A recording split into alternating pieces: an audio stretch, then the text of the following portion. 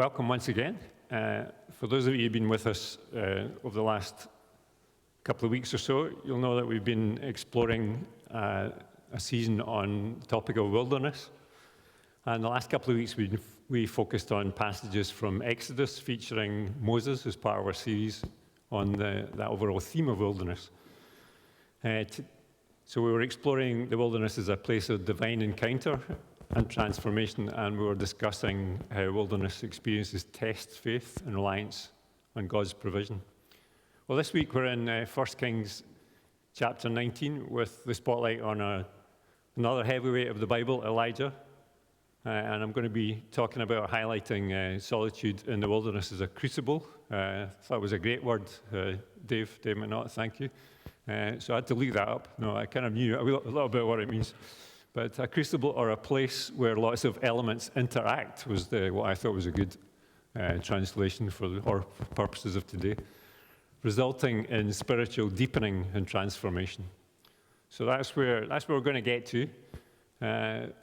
Before we get there, though, I'm also going to spend a little bit of time in the context and some of the overall story from Elijah. But I'm going to start with a rhetorical question, but then I'll provide an answer to it. The question being, have you ever felt ostracized or persecuted when you haven't done anything wrong? So just let that float about in your heads. Well, there's a number of instances in my life when I can think of, but one that particularly stands out is many years ago, in one of the jobs that I had, I was wrongly accused of using company equipment for personal use. Now, that was quite a difficult period for me and for my wife. It turns out you go through the whole disciplinary process, you get called up, you get told, well, I got told anyway, that they had some computer evidence that suggested that I had inappropriately used company equipment. I was completely surprised and taken aback because I knew I hadn't done anything wrong, but the problem is you get presented by the HR director with a report from the IT department, which looks all very official, and you're bamboozled. At least I was, certainly. Well, to cut a long story short, thankfully, but after about a period of about a week or so, where with the help of lots of friends, I managed to gather some evidence together and demonstrate that the report was plainly wrong. And the company started to back down again, and a re-investigation was launched, and it turns out there was a major glitch in the computer system. And I was thankfully exonerated. A big apology from the head of the company at the time. I partly use that example because it sounds a slightly familiar story, doesn't it, in the current context today. It's got shades of what's going on in the post office, sub-post office masters Horizon scandal. I'm not going to even begin to compare my experience with some of the experience of some of those individuals, which has been absolutely dreadful. But I do have, and perhaps some of you also have, a little bit of empathy for those individuals, maybe through personal experience. I think we've all got empathy for folks in that kind of situation, particularly when we've learned more about the scandal. Really, it is a scandal that's taken place there. Why do I even touch on this? Well, at the beginning of the story of Elijah, starting in 1 Kings 17, is, for me, an astounding example, I suppose the word I used, of enforced social isolation in the face of evil. So, in many ways, Elijah is ostracized, but he's ostracized by the community in which he's living and by King Ahab and Queen Jezebel for not doing anything wrong at all. In fact, if anything, Elijah is being absolutely faithful to God as he stands up against an enormous evil and experiences all sorts of challenges.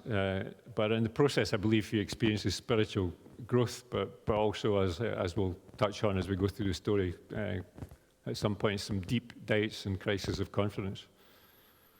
So Elijah, as we've touched on, one of the heavyweights of the Bible, a prophet in Israel living during this time of the reign of King Ahab and Queen Jezebel. Ahab and Jezebel had completely abandoned the worship of Yahweh, the true God, and had followed the false god Baal and they were forcing their beliefs on the rest of the Israelites. Elijah's mission was to call the people back from their wandering ways, back to the worship of Yahweh. At the beginning of chapter 17, we find that he makes a pronouncement of drought on the land, and the only way that the drought is going to be broken is by his word, except by my word. There's an incredible sequence of events that then follows. He goes into a self-enforced or a God-enforced isolation, where he wanders off into the wilderness. He's fed by ravens initially, who bring him bread and meat. He's then fed by a widow who literally has a handful of flour and the end of a jug of oil left, and yet at Elijah's word, the flour and the oil never run out. Quite incredible, actually. He raises the widow's dead son back to life. That, incidentally, is the first instance ever recorded in the Bible of someone being brought back to life from the dead. And whilst all these incredible things are happening, you could see great examples of spiritual growth. This goes on for quite a period. In fact, he only comes out of hiding after his third year of isolation, by which time Jezebel, in particular, Queen Jezebel, has been responsible for killing off lots of the Lord's prophets in large numbers. And at the Lord's command, he presents himself to Ahab and announcing his intention to end the drought with the words, "I will send rain on the land." There then follows what I'm going to call the showdown on Mount Carmel. Sounds like the title of a Western or something, but it's not. Where he lays the blame for the drought firmly at King Ahab's door. Picture the scene. He summons the 450 prophets of Baal and 450 prophets of Asherah who eat at Jezebel's table. So basically, he's bringing all these sworn enemies, I think is probably a good way to put that, to this showdown. And he challenges the prophets of Baal and the other prophets to a dramatic contest on Mount Carmel. And not only that, but he invites as many people of Israel that fancy coming along to witness the event. So what does it look like at the setup, as I would call it? At 1 Kings 18, verse 22, we read, "I am the only one of the Lord's prophets left." This is obviously Elijah speaking. But Baal has 450 prophets. Get 2 bulls for us. Let Baal's prophets choose one for themselves and let them cut it into pieces and put it on the wood, but not set fire to it. I will prepare the other bull and put it on the wood, but not set fire to it. Then you call in the name of your God, and I'll call in the name of the Lord. Essentially, the God who answers by fire, he is God. So there we go. We've got the contest well and truly set up. So picture the scene then. The prophets of Baal call upon Baal from morning to dusk. They're dancing around the altar. This is something like one of these dramatic movies, isn't it? Even cutting themselves in desperation. But there's no response. Baal remains silent. And Elijah, sounds a wee bit naughty, but he's probably got his motives, taunts them, suggesting that perhaps Baal is busy or asleep. So he's really just kind of winding them up, isn't he? And of course, nothing happens. No sign. So then Elijah, it's his turn. He steps up. He repairs down the torn down altar of the Lord. He takes 12 stones, one for each of the tribes descended from Jacob, to whom the word of the Lord has come, saying, "Your name shall be Israel." He then arranges lots of wood, places the bull on it, and then does something even more remarkable, I think. He said to the assembled crowd, "Fill 4 large jars with water and pour it on the offering and on the wood." So not only has he set up quite an interesting situation here, looking for God to respond with fire, but he then kind of doubles down by asking them to soak the wood. In fact, not only does he do this once, but he actually asks the people to do this twice more. So picture the scene here. The altar is absolutely flowing in water. There's so much water, in fact, that there's a ditch dug around the altar that's absolutely overflowing with water as well. And then, having set all of this up, Elijah prays to Yahweh and asks him to reveal his power. And as for those of you who are familiar with the passage, fire falls from the heaven, consuming the bull, the wood, and even the water-soaked stones. And in this moment, God's silence is broken by a spectacular display of his power. The people witness this miraculous display of God's power, and they fall on their faces declaring, "The Lord, he is God. The Lord, he is God." What a scene. And Elijah commands the prophets of Baal to be slaughtered. It sounds a bit harsh, but that is according to the law of the time. It was very consistent with the law of the time. He then tells Ahab, "Go eat and drink, for there is the sound of a heavy rain." He then falls on his knees and prays persistently for rain in the process, telling his servant 7 times to go back and look for rain clouds. And upon the 7th time his servant goes looking, there's a little cloud starts to appear, and it's quite obvious that there's quite a deluge about to happen. And then finally, in what seems like a display of superhuman power, Elijah races ahead of Ahab's chariot to Jezreel, to the main center. I'm thinking about that. I was, in many ways, really quite excited, quite overwhelmed to read some of that again. I haven't read that passage for quite some time. What a way to end your time in isolation. You've been away wandering in the wilderness for about 3 years, and back you come with one of the most incredible passages in the Bible, usually miraculous events. Elijah has more than proven himself, and surely God has convinced the people of Israel once and for all to turn away from the prophets of Baal. You would think so, yeah. But let's remind ourselves of what happens next as we turn to the main passage for today. So if you do have Bibles with you, physical or digital, please look up 1 Kings chapter 19. We're going to read from verse 1 to verse 18. Now Ahab told Jezebel everything Elijah had done and how he had killed all the prophets with the sword. So Jezebel sent a messenger to Elijah to say, "May the gods deal with me, be it ever so severely, if by this time tomorrow I do not make your life like that of one of them." Elijah was afraid and ran for his life. When he came to Beersheba in Judah, he left his servant there, while he himself went a day's journey into the desert. He came to a broom tree, sat down under it, and prayed that he might die. "I've had enough, Lord," he said. "Take my life. I am no better than my ancestors." Then he lay down under a tree and fell asleep. All at once an angel touched him and said, "Get up and eat." He looked around, and there by his head was a cake of bread baked over hot coals and a jar of water. He ate and drank and lay down again. The angel of the Lord came back a second time and touched him and said, "Get up and eat, for the journey is too much for you." So he got up and ate and drank. Strengthened by that food, he traveled for 40 days and 40 nights until he reached Horeb, the mountain of God, where he went into a cave and spent the night. And the word of the Lord came to him. "What are you doing here, Elijah?" He replied, "I've been very zealous for the Lord Almighty. The Israelites have rejected your covenant, broken down your altars, and put your prophets to death with the sword. I am the only one left, and now they are trying to kill me too."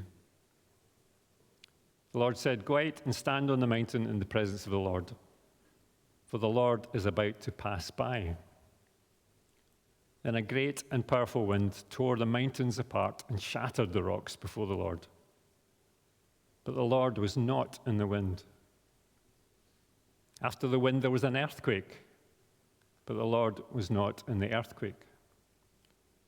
After the earthquake came a fire, but the Lord was not in the fire.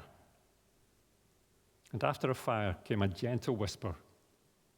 When Elijah heard it, he pulled his cloak over his face and went out and stood at the mouth of the cave. Then a voice said to him, "What are you doing here, Elijah?"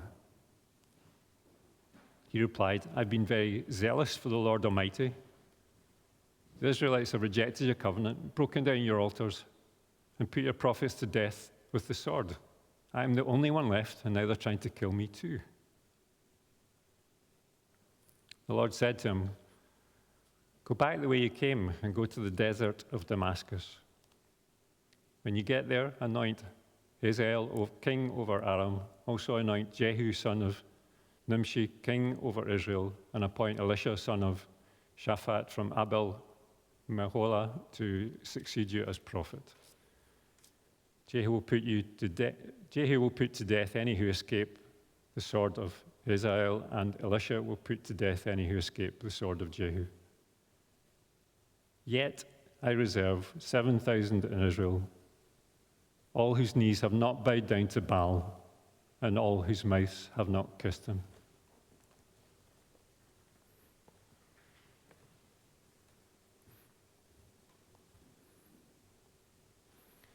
Wow, what a follow-on.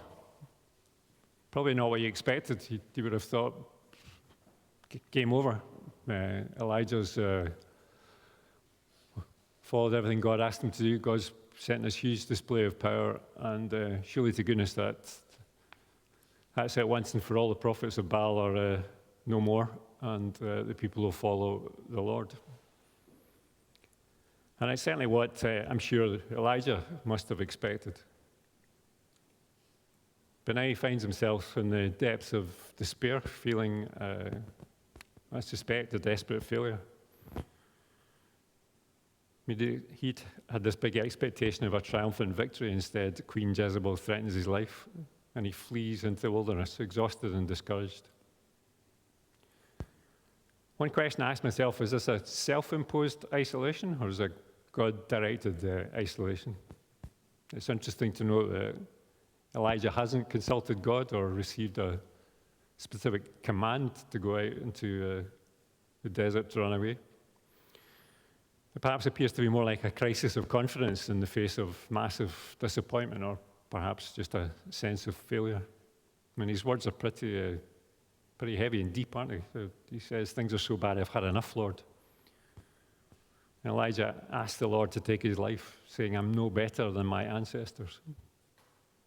Tough. He's in a difficult place. He's in a tough, difficult place, I would say. And I'm sure some of us have experienced periods in our life where we felt maybe isolated and far from God. I certainly did a few years ago, as many of you know. I suffered a bout of bladder cancer, and whilst the surgery went well, and I got the good news that from the biopsies there didn't appear to be anything much, well, there was nothing left in my body, anything much, I should be, by way of cancer cells, so that was good news. But unfortunately, within a week of the operation, while I was still in hospital, I developed a big kind of raging infection, and for over 2 weeks I was on intravenous antibiotics, and I just felt completely, horrible. I had no energy. I just couldn't stand the effects of all the antibiotics. I'll not go into the gory details, but I really just felt exhausted. There were times when I just wanted to kind of shut my eyes and hope it would all go away. And I felt completely unable to pray. I really did at that point. However, I know particularly with hindsight that God was looking after me. I really do. And I felt and I knew that good people from the church and friends and family were praying for me. It was hard to feel at the time. You feel like a real sense of total exhaustion. Now, in this situation, it's been no different for Elijah. He feels all hope is gone. He's kind of given up. He as we read there, he just wants the Lord to take his life. But as we saw from the words there, Things were no different for Elijah. God was looking after him very much so, sending angels to look after him and doing all that he could to sustain him and kind of build up his strength for the journey ahead. And I believe that's true for all of us. God is close at all times. We might not feel it, but he absolutely is. And he's at work looking after us, whether we sense it or not. God appears to be silent, but he's very much at work looking after Elijah and looking after us. So fortified Elijah travels 40 days and nights until he reaches Mount Horeb, or also known as Mount Sinai. There's a lot of significance about some of the comparisons in this passage. Been traveling for 40 days and 40 nights. The actual journey itself is much shorter by foot unless you go about a snail's pace. But there's a kind of importance here, almost a spiritual or theological importance. He travels for 40 days and 40 nights to the same mountain, which has such biblical significance. We think about the 40 days and nights that Christ spends in the wilderness being tempted. There's lots going on here. I'm not knowledgeable enough to draw lots of the different strands together, but this is significant, folks, that it's 40 days and 40 nights he travels for. This is something about the spiritual journey or spiritual kind of rehabilitation, perhaps it might be a good way to put it, that God intends here for Elijah. And to understand the significance of the place, Mount Sinai, let's just go back a bit. In Genesis, God promises Abraham that his descendants will be a blessing to all nations. The Israelites, enslaved in Egypt for 400 years, are delivered by Moses, and God leads them to Mount Sinai, also known as Mount Horeb. At Mount Sinai, Moses spends 40 days and 40 nights without eating and drinking, writing down the 10 Commandments. God gives the law to the people, shaping them as a nation. A new covenant is created at this point between God and his people. Through the process of God sharing the 10 Commandments with Moses, and those commandments being written down in tablets of stone by Moses. And following this hugely significant covenant moment, Moses leads the people into the promised land. So Elijah arrives at Mount Horeb, the same mountain, and many believe spends time in the same cave. I don't know if you picked up in the passage in that cave, but many believe it was the same cave in which Moses encountered God centuries earlier. So again, there's lots of richness going on here in this passage. And then this question, which repeats twice in the passage, which certainly intrigued me. I don't know if it intrigued you, but what are you doing here, Elijah? It's a question. For me, anyway, Elijah appears to interpret the question as, why are you here? And answers almost kind of justifying himself. I've been zealous for you, Lord. The Israelites have rejected your covenant. I'm your only prophet left, and they're trying to kill me. But I believe, though, and I read one or two other commentators that think this too, that God is asking Elijah to reflect on why he's decided to run away, without spending time asking God if that was his will. You may have a different view. You may have a different interpretation. Anyway, God asks Elijah to step out of the cave and wait, for the Lord is about to pass by. And there, as we find out, God speaks to Elijah, not, almost very symbolically, not in the powerful wind or earthquake or fire that's sent or precedes God speaking to him, but in a gentle whisper. And some suggest the Hebrew translation is the sound of sheer or the sound of soft silence. So perhaps there isn't even any words at all. This is just Elijah sensing God speaking to him in his heart. And so possibly the message for Elijah and for us here is, don't expect God to always speak or act in dramatic ways.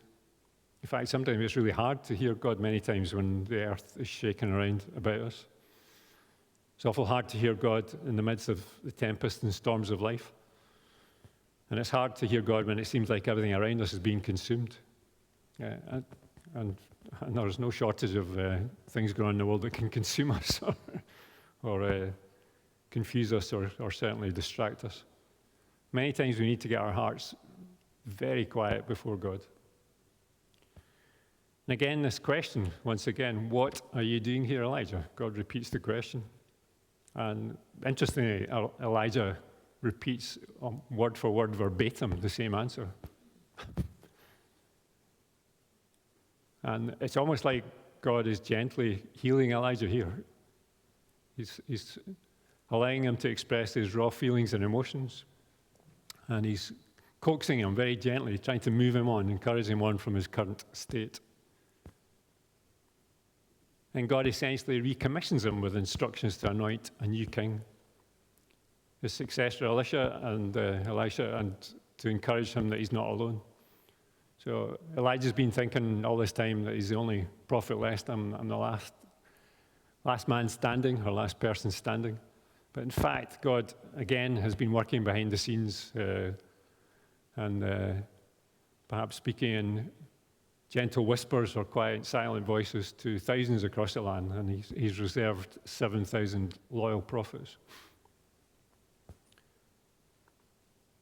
So what are our reflections here? What are some of the lessons, maybe takeaways from Elijah's story? Well, I think there's a question there for all of us, isn't there? What are you doing here? What are you doing here, David? What are you doing here, all of us? What are we doing here? Not necessarily why are you here. And perhaps, like Elijah, you're feeling weary. Maybe you're disillusioned, maybe even a little bit depressed. There's certainly no shortage of reasons why we might feel that way. The kind of knocks and tumbles of life, all that's going on in the news, there's all sorts of things going on. Maybe you're at a spiritual crossroads. Perhaps you're confused about what your purpose is, or you're struggling to discern God's quiet whisper in amongst the noise and distraction of your daily life. You may possibly be feeling isolated, your own personal version of 40 days and nights in the wilderness. Perhaps God is prompting you to move on from this phase and desires to recommission you. We've all been praying as a church that we use this period without a pastor to discern God's will. And a large number of people have stepped up to ensure our ministries are sustained. In the absence of a pastor and other staff members who've left recently, there's been spiritual growth among us, but also maybe some challenges and disappointments. We are, of course, super excited that Stuart Blythe and his wife Suzanne will soon be with us, and trust that this will give us fresh impetus to our commission as a church family.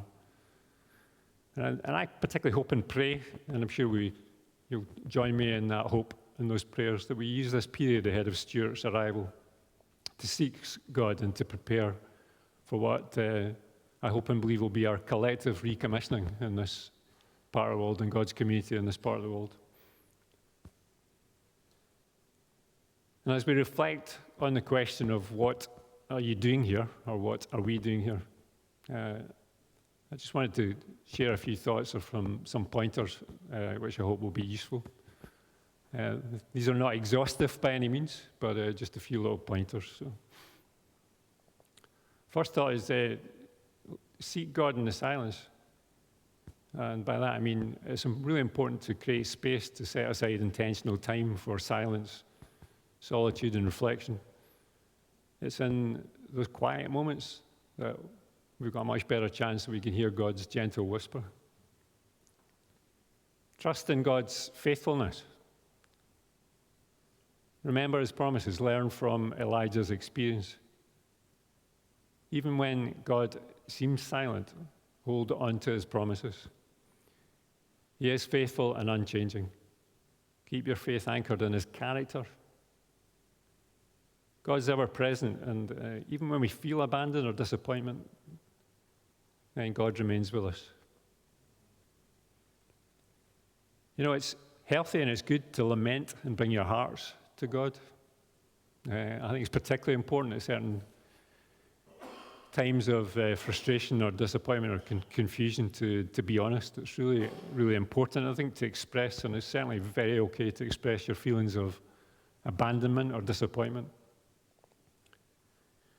If you want some help in how to articulate your feelings of frustration or abandonment, then there's no shortage of passages in the Psalms. Some of David's Psalms are particularly helpful or important from that point of view, like Psalm 13. It can help us to articulate our feeling, or maybe just help us to realize that we're not the first people to experience some of these feelings or to feel some of this frustration, disappointment, or anger with God.